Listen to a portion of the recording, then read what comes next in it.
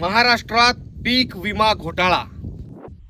एकीकडं अख्खाच्या अख्खा यवतमाळ जिल्हा पीक विम्यातून वगळला हे चित्र पाहायला मिळतंय, तर दुसरीकडे नांदेड जिल्ह्याला 13 कोटी रुपये विमा मिळाला, सर्वात जास्त.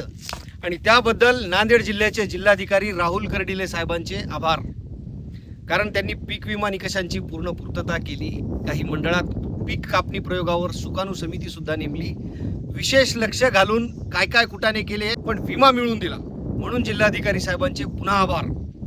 परंतु ह्या सगळ्या प्रक्रियेतून नांदेड जिल्ह्यातल्या माहूर तालुक्याला जाणीवपूर्वक वंचित ठेवल्यामुळं माहूर तालुक्यातील शेतकऱ्याचा ह्या शासनावर प्रचंड रोष आहे. ह्या माहूर तालुक्याची जमीन 50% चढ उतार आहे, तर हजारो हेक्टर जमीन पैनगंगेच्या नदीपात्रात आणि नाल्याच्या पात्रात खरडली. बरसातीत रानामध्ये इच्छू काट्याशिवाय काहीच नव्हतं. सर्वात जास्त नुकसान माहूर तालुक्याचं झालेलं असून स्थानिक प्रतिनिधी आणि जिल्ह्याचे नेते जे काय असतील, शेतकऱ्याच्या ह्या जिव्हाळ्याच्या प्रश्नावर अक्षम्य दुर्लक्ष करत आहेत. काही दिवसाआधी काही बातम्या पाहिल्या आणि थोडं समाधान झालं की बुवा आमदारानं मनावर घेतलं, बाकीचे पण प्रतिनिधी जाब विचारत आहे, आता 10 दिवसात आपल्याला विमा भेटल, तशा बातम्या सुद्धा आल्या. लगन सराईचा सीझन आहे, तेवढंच आधार होईल.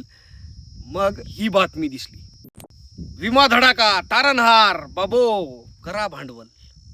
वरून काय, एकही पात्र शेतकरी वंचित राहणार नाही. पात्र बरं नसता सरसकट म्हणसाल. तहसीलदार साहेब पण मागे नाही राहते काय की उभे यंदा.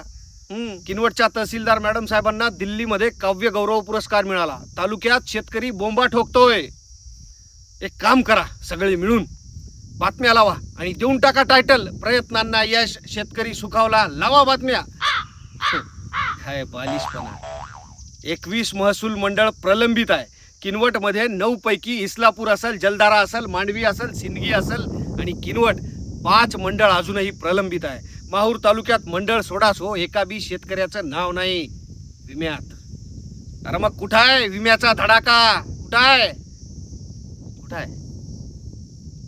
महिन्याभराची झड होती.